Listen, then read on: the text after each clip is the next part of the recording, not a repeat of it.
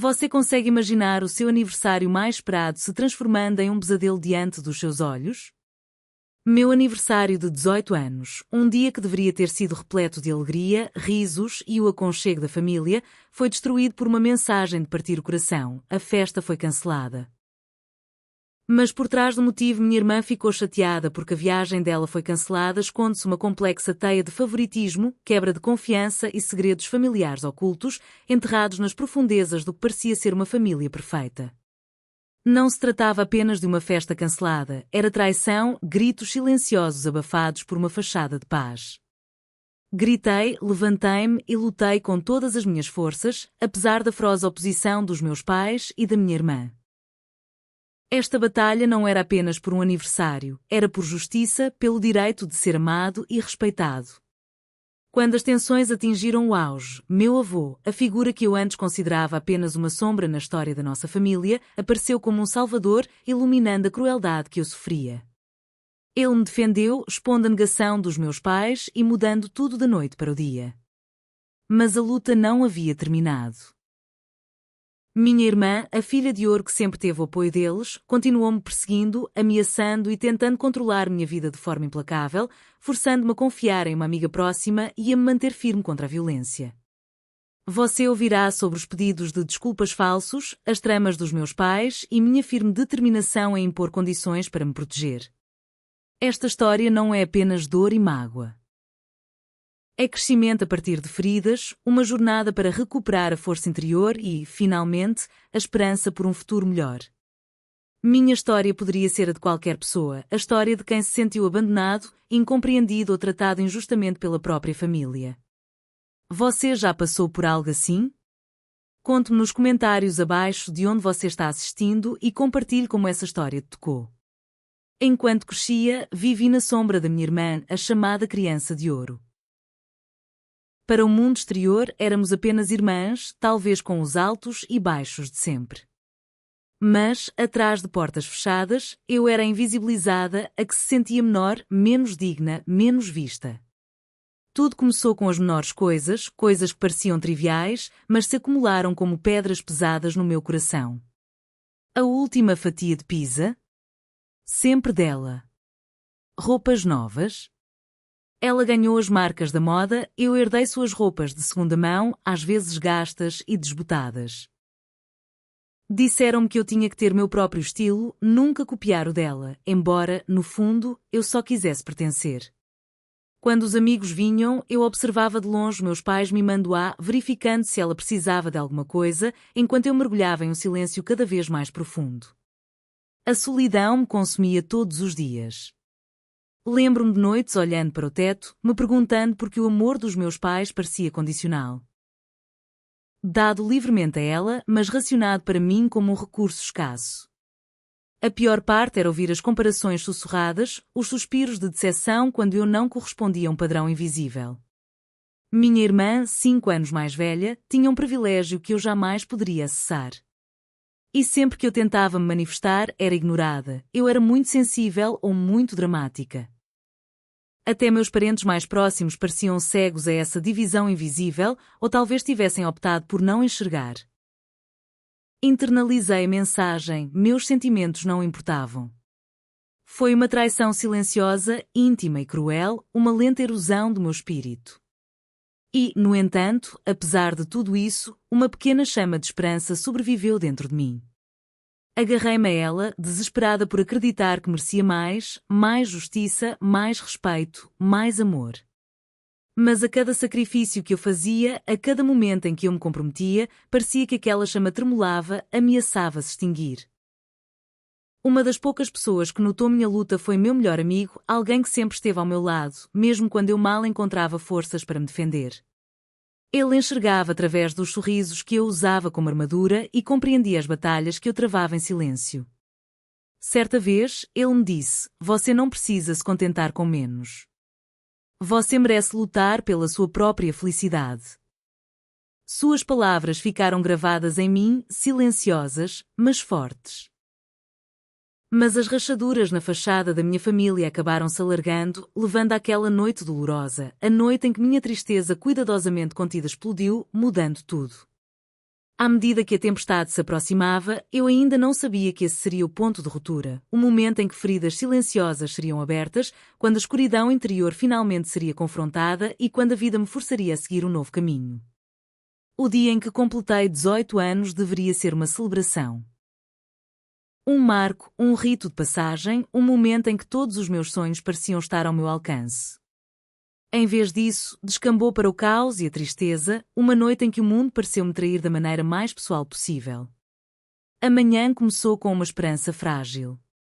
Eu sabia que a viagem da minha irmã tinha sido cancelada por causa de uma forte tempestade, mas ousei acreditar que isso não deveria me roubar o dia.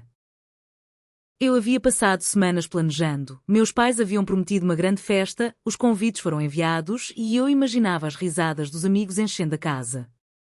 Por um momento, até senti o peso de anos de silêncio começar a se dissipar. Mas essa frágil esperança desmoronou rapidamente. A tristeza da minha irmã se transformou em uma exigência, até mesmo uma ameaça, de que, se ela não pudesse se divertir, eu também não. A ousadia disso me atingiu como um soco no estômago. Pensar que a dor dela significava apagar minha existência naquele dia. E naquele momento, meus pais cederam à pressão, cancelando tudo na última hora sem se darem ao trabalho de me avisar.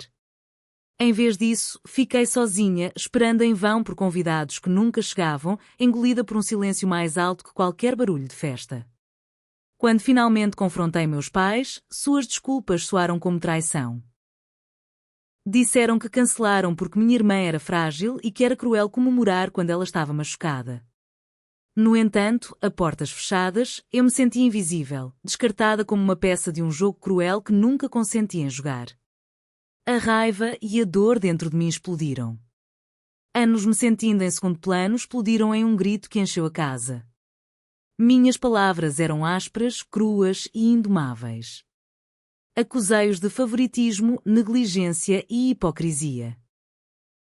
Mas seus olhares preocupados e suas tentativas de me silenciar só aprofundaram a divisão. Meus sentimentos eram um incomodo para eles, uma perturbação da frágil paz que mantinham pela minha irmã. Então veio o confronto que ultrapassou limites que eu desejaria que tivessem permanecido intactos. Quando minha irmã invadiu a casa para se defender e defender meus pais, alegando que eu era mimada e arrogante, perdi o controle.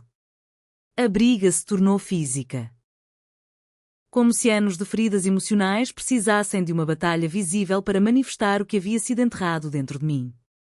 No meio da tempestade, uma batida na porta mudou tudo. Meu avô entrou com o peso de uma presença imponente. Um homem cuja reputação, por si só, era capaz de silenciar uma sala, ele encarou o caos com um olhar feroz. Pela primeira vez, alguém de fora do círculo dos meus pais realmente me ouviu. Revelei minha dor, a negligência, a injustiça, com a voz trêmula, mas implacável. Ele repreendeu meus pais com um fogo que eu só sonhava em ter, revelando segredos que eles tentavam esconder, como ele havia sustentado a família financeiramente, em segredo, e como o favoritismo era uma traição não só a mim, mas também às responsabilidades deles como pais. Sua raiva cortou o silêncio como uma espada, expondo feridas sobre as quais ninguém ousava falar. Os protestos da minha irmã só alimentaram a fúria dele. Ele denunciou o direito dela e exigiu responsabilidade quando nenhuma havia sido demonstrada. Então, ele tomou uma decisão que mudaria minha vida, me tirar da casa que havia se tornado uma gaiola para me proteger das mesmas pessoas que deveriam me amar incondicionalmente. Enquanto fazia as malas, uma mistura de sentimentos, medo, alívio, tristeza, esperança, me invadiu. Eu estava deixando para trás um lar que me havia destruído, adentrando o desconhecido com um avô que, pela primeira vez, me fez sentir verdadeiramente reconhecida. Mas a tempestade não havia acabado. As batalhas que se seguiram testariam minha força, me forçariam a definir quem eu era para além da dor e preparariam um cenário para uma luta não apenas pela sobrevivência, mas pela minha própria identidade. Quando meu avô entrou naquela sala de estar tensa naquela noite, foi como se uma tempestade finalmente começasse a se dissipar, embora o que ele trouxesse consigo não fosse uma brisa suave. Ele não era apenas um velho com anos de experiência, era uma presença imponente, um homem que carregava o peso de décadas de experiência como um advogado formidável. Seus olhos transmitiam decepção e determinação inabalável, e naquele momento, senti algo que não sentia há anos, a possibilidade de justiça. Enquanto eu lhe contava minha história, cada detalhe doloroso, cada traição, vi seu rosto endurecer. Minhas palavras transbordavam como uma represa se rompendo, o favoritismo sem fim em relação à minha irmã, o silêncio dos meus pais quando eu buscava justiça, as mentiras que contavam aos meus amigos e parentes. Descrevi a sensação sufocante de ser invisível dentro da minha própria família, as arestas cortantes de cada concessão que eu fizera. O avô ouviu sem interrupção, sua habitual dignidade silenciosa substituída por uma indignação rara e ardente. Então, com a voz baixa, mas trêmula de poder, ele desferiu uma bronca nos meus pais. Suas palavras cortaram anos de mentira como uma lâmina. Ele revelou a verdade que abalou tudo, como ele vinha sustentando financeiramente nossa família secretamente o tempo todo, até mesmo pagando as contas da festa que meus pais tentaram alegar como generosidade. Era uma traição que se somava a inúmeras outras. A sala estava carregada de tensão enquanto o vovô desmantelava as desculpas dos meus pais, expondo sua hipocrisia, como eles mimavam minha irmã, protegendo seus sentimentos frágeis, enquanto descartavam os meus como indignos de atenção. Meus pais permaneceram em silêncio, incapazes de responder à dura verdade. Minha irmã, sempre desafiadora, tentou justificar suas exigências, dizendo que o cancelamento da viagem justificava a destruição do meu dia especial. Mas a ira do vovô era implacável. Ele a chamou pelo que ela era, arrogante e egoísta, exigindo que ela reconhecesse que o mundo não girava em torno de seus desejos. A atitude desafiadora que ela demonstrava tão livremente subitamente vacilou sob o olhar dele. Então chegou o momento que mudou completamente o meu mundo. Meu avô disse aos meus pais que não me daria mais apoio financeiro. Sem a ajuda dele, a vida deles, pelo menos a deles, como a conheciam, ruiria. E então, virando-se para mim, ofereceu-me um santuário, uma chance de escapar das sombras sufocantes da negligência e do favoritismo. Faça as malas, disse ele em voz baixa, mas firme. Você merece algo melhor do que isso. Hesitei por um instante, dividido entre os laços persistentes e a esperança ardendo em seus olhos. Mas essa esperança ofuscava qualquer medo. Eu sabia que ficar significava aceitar a rejeição contínua. Partir, por mais incerto que fosse, significava tomar meu futuro em minhas próprias mãos. A decisão atingiu meus pais como um raio, seus protestos e quando pela noite, mas era evidente que a determinação de vovô era inabalável. Enquanto eu estava ali, fazendo as malas, senti um turbilhão de emoções, alívio, tristeza, raiva e uma nova e frágil coragem, tudo ao mesmo tempo. Isso foi mais do que uma simples fuga, foi um momento decisivo, um momento em que a balança da justiça pendeu a meu favor, quando a pessoa de quem eu mais precisava se apresentou para lutar por mim. Mas, embora a proteção do avô fosse uma tábua de salvação, também significava adentrar um mundo inteiramente novo, um mundo cheio de promessas, mas sombreado pela incerteza. Foi o início de uma jornada não apenas para me afastar da família que me machucou, mas também para me curar e descobrir quem eu realmente era por trás das cicatrizes. Entrar na casa do meu avô foi como entrar em um mundo completamente diferente, um mundo ao mesmo tempo desconhecido e estranhamente reconfortante. A casa cheirava a livros antigos e madeira polida, e o silêncio não era o silêncio sufocante que eu conhecera com meus pais, mas uma calma que convidava à reflexão. No entanto, por trás dessa calma, eu carregava uma tempestade de emoções, medo, incerteza e o peso da traição que ainda me assombrava. Morar com o vovô não foi nada fácil no começo. Não se tratava apenas de me adaptar a um novo lugar, tratava-se de recalibrar todo o meu senso de identidade. Durante anos, eu fora a criança invisível, a sombra projetada pelo brilho dourado da minha irmã. Agora, de repente, eu era o centro das atenções, o que me parecia estranho e avassalador. Eu lutava contra sentimentos conflitantes, alívio por finalmente ser vista e valorizada, mas também culpa por deixar para trás o único lar que eu já conhecera, mesmo que fosse um lar que me machucara. Vovô, com sua força silenciosa, nunca me pressionou. Ele me deu espaço para ficar com raiva, triste ou em silêncio, mas também se manteve firme como uma rocha para me apoiar. Seus próprios arrependimentos às vezes transbordavam em momentos de honestidade.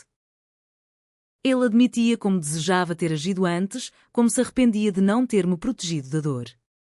Ouvir seu remorso humanizou de uma forma que tornou nosso vínculo mais profundo. Ele não era apenas um salvador, mas um homem imperfeito que buscava redenção me protegendo.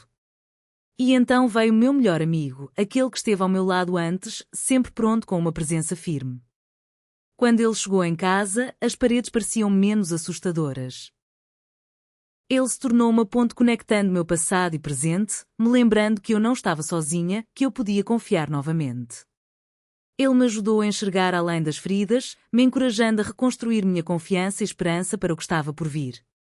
Mas mesmo aqui, neste santuário, as sombras da minha antiga vida ocasionalmente projetavam uma longa silhueta. Eu me vi lutando com memórias.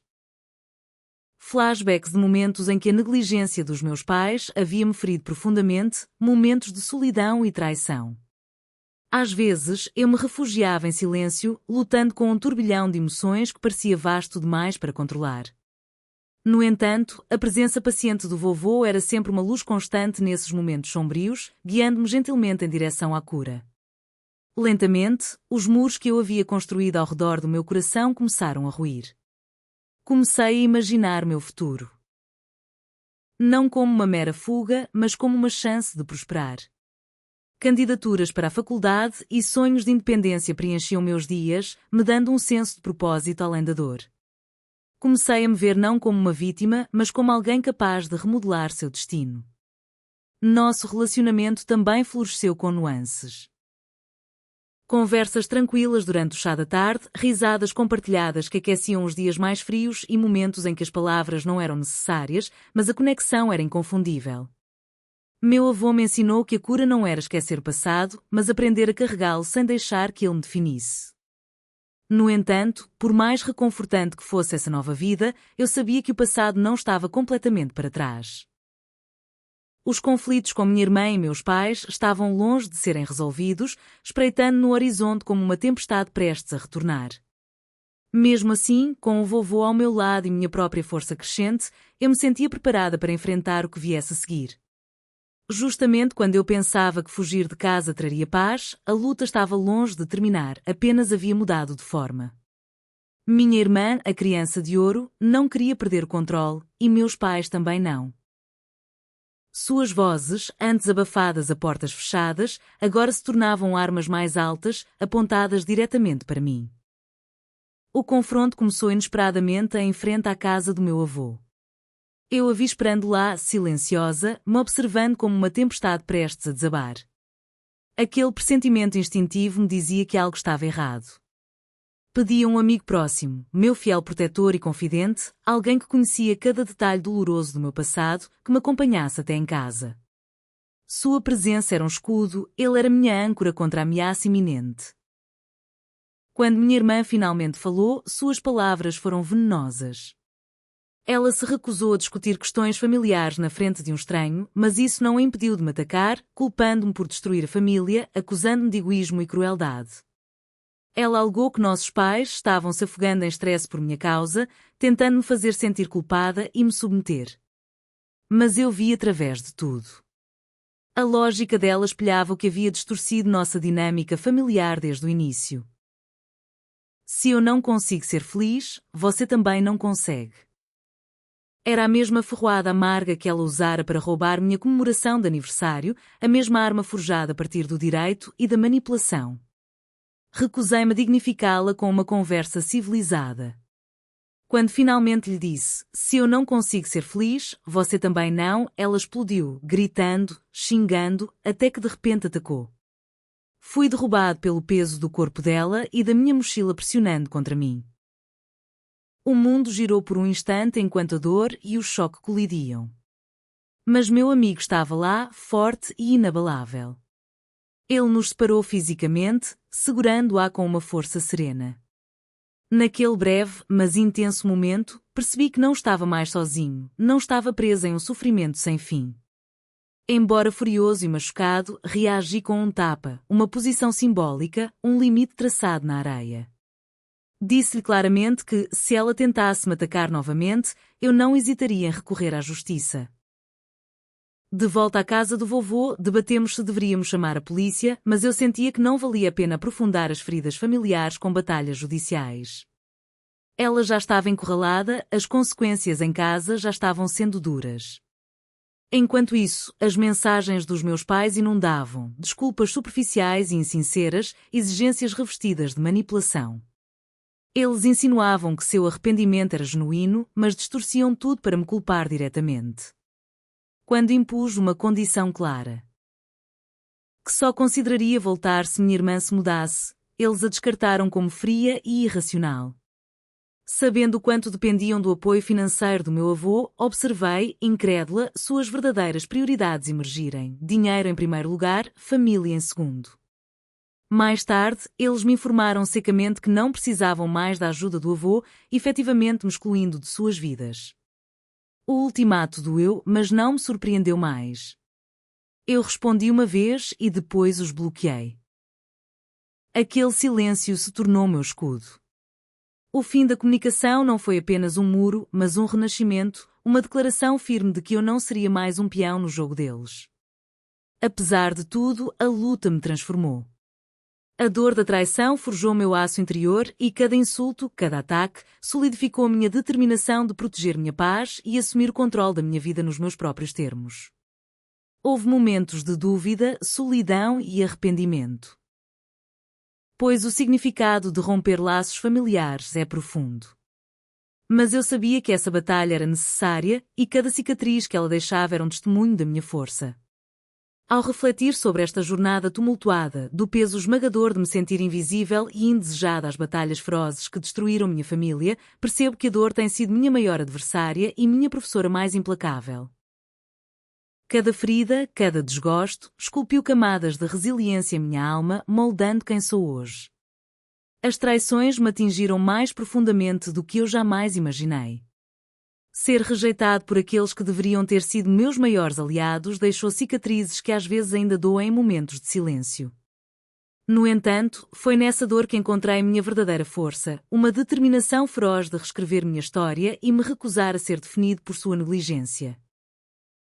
O vovô continua sendo meu pilar inabalável, não apenas como guardião, mas como fonte de sabedoria e amor incondicional. Nosso vínculo, antes inexplorado, floresceu em algo raro e profundo. Ele me ensinou que perdoar não significa esquecer o passado ou desculpar o mal causado. Significa se libertar das correntes para seguir em frente com liberdade.